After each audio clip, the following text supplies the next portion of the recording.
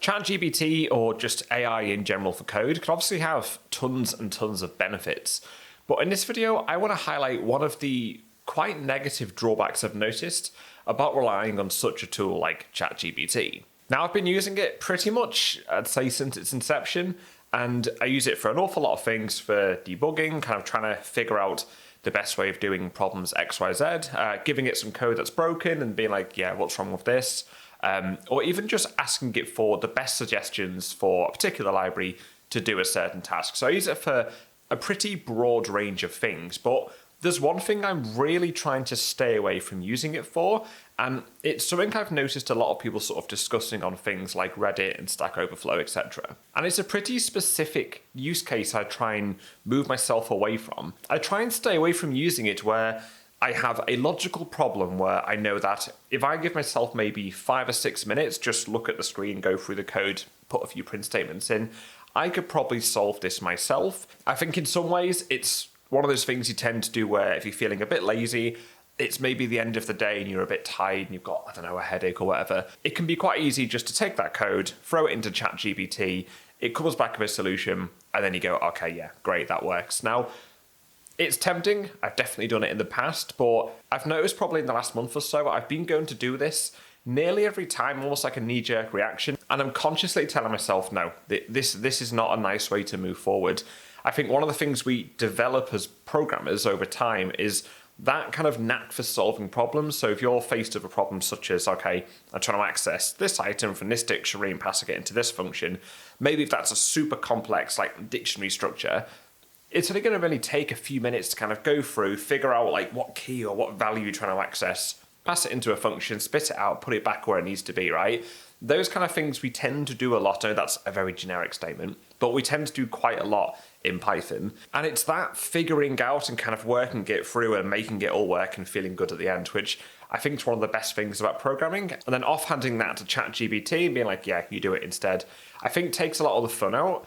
And I think it kind of wears away that problem solving and kind of logical thinking muscle. So I'd recommend that if you're in the same position as me, if you find yourself kind of going to it to solve those logical problem tasks, or if you have a problem where you think, actually, if I spend 5 minutes on this, I could probably solve this myself, I really would strongly recommend kind of avoiding ChatGPT and AI for those kind of problems and really trying to work that kind of problem solving, logical thinking muscle. It just makes us better programmers in the long run. Now, just a few of the things I do use it for, and I will continue to do so. First of all, I tend to use it more than Stack Overflow. Of course, Stack Overflow has the whole perception of, yeah, you ask a silly question, you just get absolutely slated.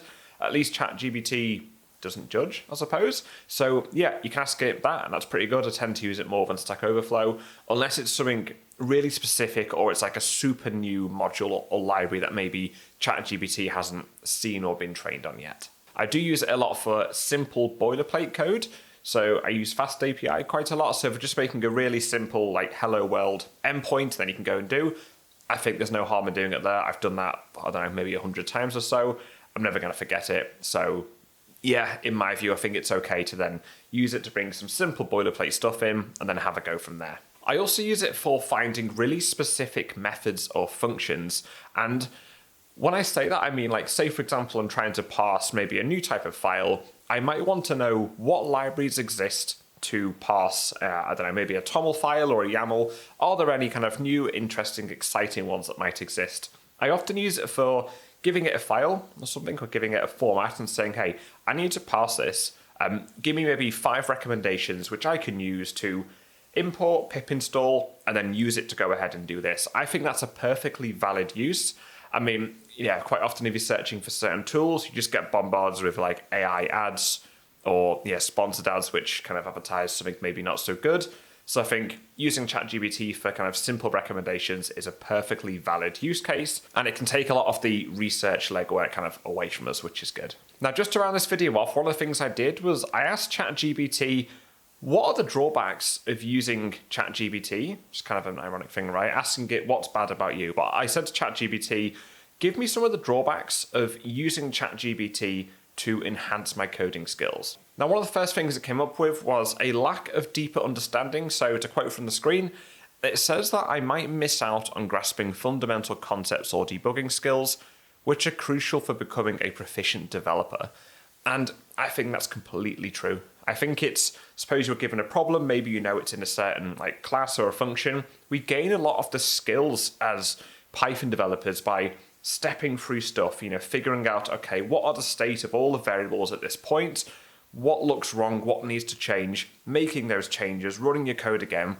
Those are the moments where I think we learn, right? So if you have a problem, you can analyze where that problem is coming from. Maybe it's bad data, maybe it's poor data validation, maybe we're reading in a file incorrectly.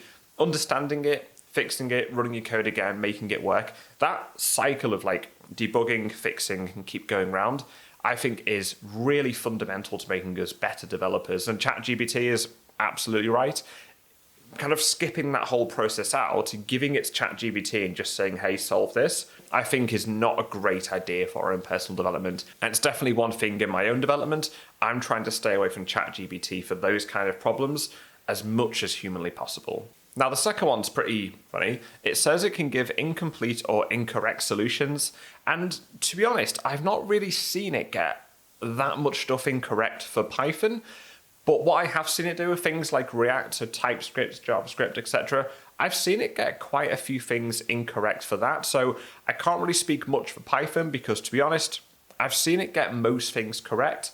But of course, we know ChatGPT isn't great at things like maths, science, etc. So I completely agree. If I needed my code to be 100% completely correct, especially if it's something maths related, I probably wouldn't go to ChatGPT for stuff like that. I'd find a better way of checking it myself. The next one it suggests is that it has a lack of like contextual awareness. Now, to quote what it says it doesn't have the full context about what we're doing beyond what we provide. Missing details or constraints can lead to solutions that don't fit your specific use case. Quite wordy.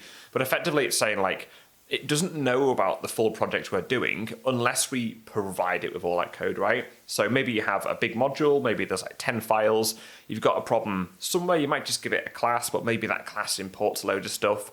It might know about the class you've given it, but there might be other stuff which is being affected by this class that it doesn't know about. So you may be introducing things like unintended side effects, or you might just be like fixing this but breaking something else.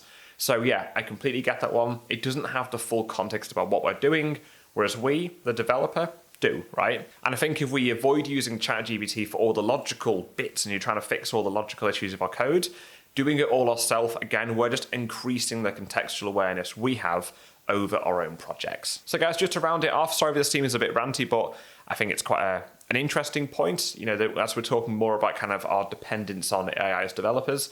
This is one thing I'm trying to actively kind of call myself out on. Any logical problems or anything which I know I can solve if I take 2 minutes, basically I'm telling myself, don't be lazy. Fix it yourself, you know how to do it, you've been coding for a long time. Whereas, as I said before, using it as an alternative to Stack Overflow, using it to research kind of new libraries, new tools, new functions, I think are perfectly okay. One of the things I'd like to ask, I'd love to hear your experience. Do you find yourself relying on things like ChatGPT a lot?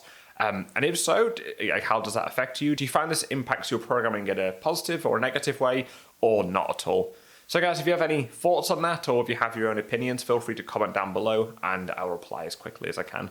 Cheers for watching, guys, and see you all in the next session.